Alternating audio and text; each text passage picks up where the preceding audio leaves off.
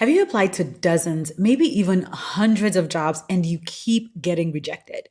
You're putting in the work, you're sending out applications, maybe even making it to the interview phase, but nothing seems to be working out and you are starting to feel hopeless. Maybe you're asking yourself, what am I doing wrong? Why can't I land a job? If you are frustrated by constant job rejections and you need to understand what's actually happening, why you're not getting a job, then keep watching because in this video, I'll be sharing 6 rejection reasons you can control and 4 rejection reasons you can't control. Once you learn these things that might be keeping you or causing you to keep getting rejected when you apply to jobs, then you can actually shift your job search approach and your mindset to hopefully make job searching a little less stressful for you.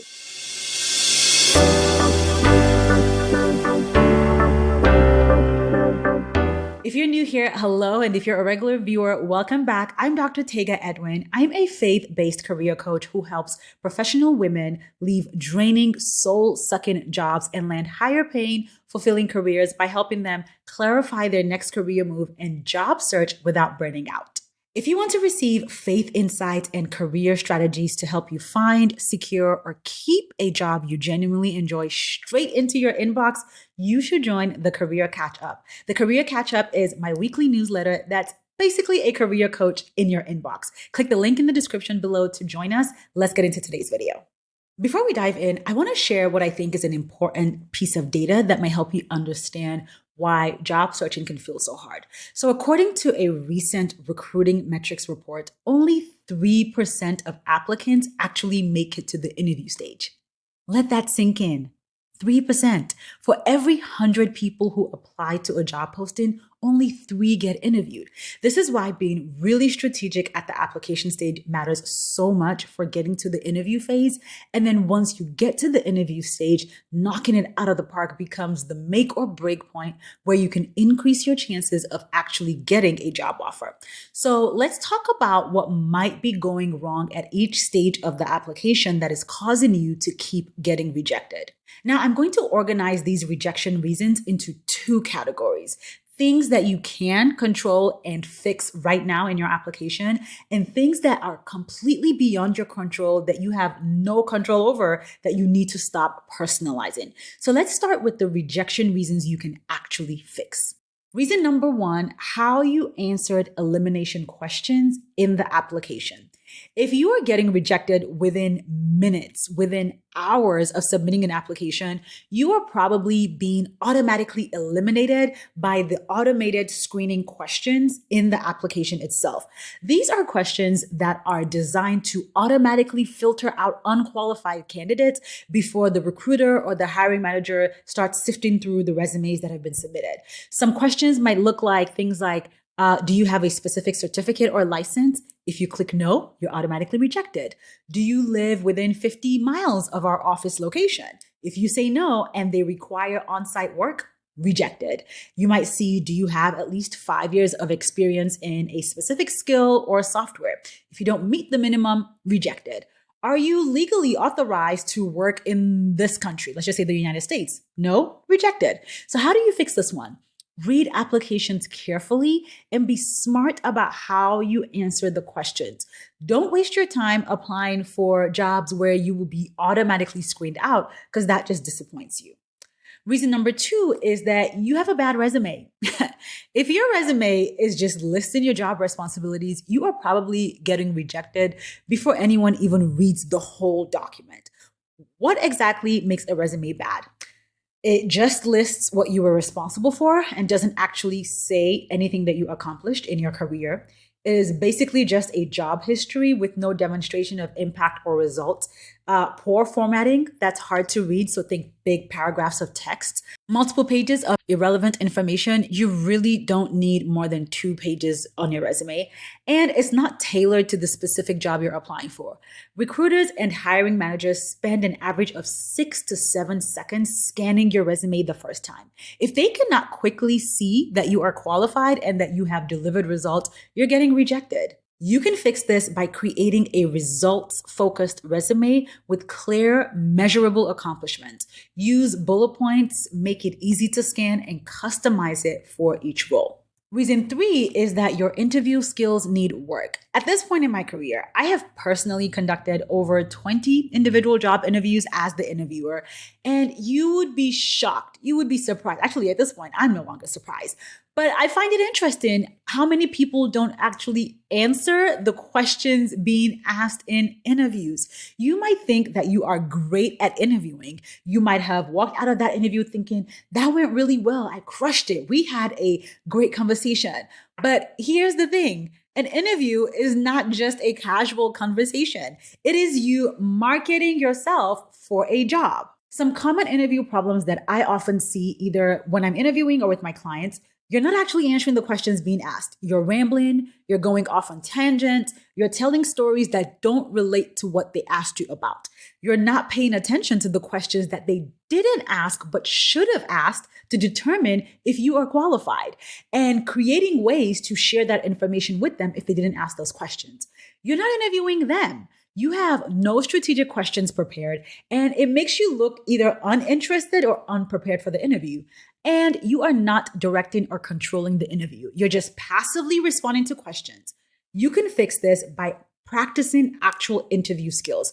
Prepare specific career stories that demonstrate your qualifications for the specific job you're applying for. Come with strategic questions. Treat it like the marketing opportunity that it is. Reason four is you didn't follow the application instructions. Okay, let me tell you a story for this one. I was once working with a client to apply for a role, and we were on a coaching call. So once we were done gathering all her materials, we did her resume, everything was good to go. She said to me, okay, I'll go ahead and submit my application online because it was on a job board. And I looked at her and I'm like, the instructions said to email your resume and cover letter to a specific email address. And she was so surprised. She had completely missed that at the bottom of the job description, there were specific instructions about how to apply. And now I'm not sharing this story to make my clients sound bad. That's literally why my clients hire me as their coach, to help them land jobs, which I did help that client do that. But this is just to show you how often we don't read, and we're all like that. I barely read instructions for things before I put them together. That is just human behavior to skim over things. But these things matter. If you miss instructions that are given or hidden within the job description, that sends a very clear message to the hiring manager that you don't pay attention to details, that you don't know how to follow instructions, and that maybe you're just not the most professional in terms of getting things done. And that can lead them to eliminate you from the candidate pool early on in the process. So to address this one, make sure you slow down and read every single word in the job description before you apply for it. I know that you're tired. I know that you're exhausted. I know that you're burnt out and you're likely just skimming the job description. But if you want to stand out from the thousands of other people that are applying to the same jobs you're applying to, you cannot afford to just skim or half-ass your way through applications.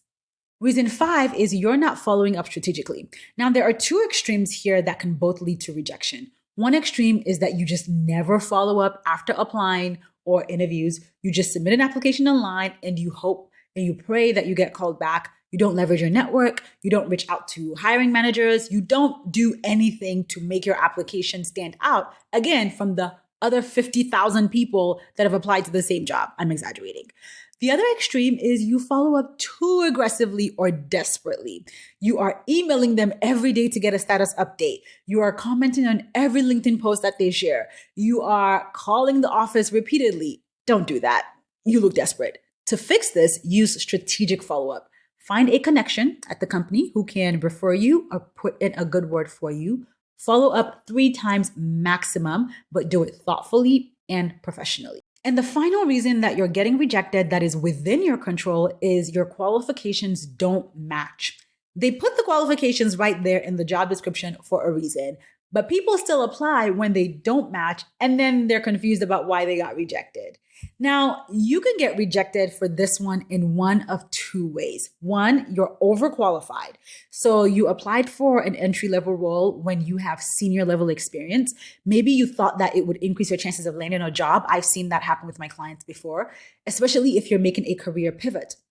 But the fact is that employers often see an overqualified candidate and they want to run far away because they think you're too expensive, that you'll leave as soon as something better comes along, or that you want their job. And so you get rejected. or you're underqualified. You are applying for, let's say, a director level role when you've never had management experience. The reality is that you can't effectively lead or direct people doing a job that you've never done yourself, especially when you don't have a connection in the company that can make it happen for you. When you try to jump too many levels at once, it can lead to rejection. So to fix this, apply for jobs at your actual level or one step higher, not too high, not too low, but you want to be applying for roles that you're qualified for so that you don't get rejected too often. And this is why working with a career coach can be helpful, because a coach can help you objectively assess your qualification level and target the right opportunities. So those are the reasons that you can control: how you answered elimination questions in the application, you have a bad resume, your interview skills need work, you didn't follow the application instructions, you're not following up strategically after you apply or in the process, and your qualifications don't match. Now, before I share the 4 rejection reasons that are beyond your control, if you're finding this video helpful so far, don't forget to hit the like and subscribe buttons below. That way you never miss a future video from me, and it does help this channel grow. Thank you. And you should also keep watching, because at the end of this video, I'm going to share details from my free job search training. Now, let's talk about the reasons you're getting rejected that you have nothing to do with, or your qualifications, or you just can't control them. These are the reasons that you just need to stop personalizing, because again, they're legit beyond your control. Reason number 1 is that the job was never real. Ghost postings are real and a very frustrating thing. Companies post fake jobs for a number of reasons, and it's happening now more than ever. I don't know why. But some reasons are they want to build a talent pool for future hiring. They want to make it look like they're growing as a company. They want to satisfy internal requirements that they have to post a job externally before they promote somebody internally. And just in case hiring. So they're not actually urgently hiring, they're just fishing around for good talent. So you might have applied for a job that was never really available, and that's why you got rejected, or more accurately, that's why you never heard back at all. So what can you do with this? Nothing. Move on. Don't take it personally. It was never about you, but it just is beyond your control. Reason number 2 is they already had somebody in mind for the role. Now, there are 2 scenarios where you never really had a chance from the beginning. The first one is they have an internal candidate. So for some companies, they have a policy that might require them to post a job externally before it's filled, but they already know that they're going to promote somebody internally. They're just going through the motions to be in compliance with their regulations. The second is somebody got referred. So maybe someone got referred by a current employee and or a previous employee. And the thing is, referrals will always win out over cold applicants. So the hiring manager might have already decided on the referred candidate before your application even came in. So in this case, again, you never had a chance and there's nothing that you can do about it. That job was never really available to you. The third reason that you can't control is that the budget got pulled or a hiring freeze happened. So a job might have been posted when they had the budget for it and the approval to hire. And then maybe layoffs happened, or restructuring happened, or economic conditions changed, or leadership changed their mind and decided on a hiring freeze. Either way, the job was real when they posted it, but by the time you applied or interviewed, the circumstances had changed. And that's why you got rejected. And finally, the 4th reason is something you'll never know. So let me tell you another story. I was once on a hiring team where we got to the final round with 2 candidates, and both of them were extremely qualified on paper. That's why they made it that far. They both interviewed really well. We genuinely, as a hiring team, struggled to choose between the 2 candidates. At the end of the day, the way we made the decision was that the one candidate who had a specific area of expertise that nobody else on our team had, and we knew that that expertise was important for where we wanted to go as a program and just our field in general, that's who got the job. The other candidate will never know that that's why they didn't get it. There's nothing they could have done differently. There's nothing that would have changed that outcome. It was legit beyond their control. Sometimes hiring comes down to team chemistry, a specific expertise the team wants, someone having a similar background to someone else on the team, company diversity goals, literally anything that you will never know about. Sometimes you just have to accept that some things are unknowable and uncontrollable, and beyond your control. It doesn't mean that you weren't good enough. It just meant that someone else was a better fit or a slightly better fit for that company for reasons that you might never fully understand. So those are the rejection reasons that you cannot control. The job posting was never real. They already had somebody in mind. The budget got pulled or a hiring freeze, and something you'll never know. The bottom line is you want to focus your energy on what you can control, right? So things like fixing your resume, improving your interview skills, applying strategically, following up thoughtfully, and targeting roles where you are appropriately qualified. But don't personalize what you can't control.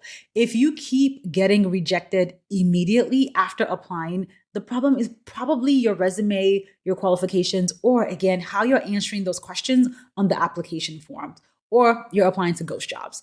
If you keep getting rejected after interviews, the problem is probably likely your interview skills or how you're positioning yourself in the interviews. But what I want you to remember is that you probably will never know the reasons why you're getting rejected. So it's important that you don't take it personally. Rejection is simply somebody else's opinion about what they are looking for. It is not a fact about you, your skills, or your value add. So try your best not to take it personally.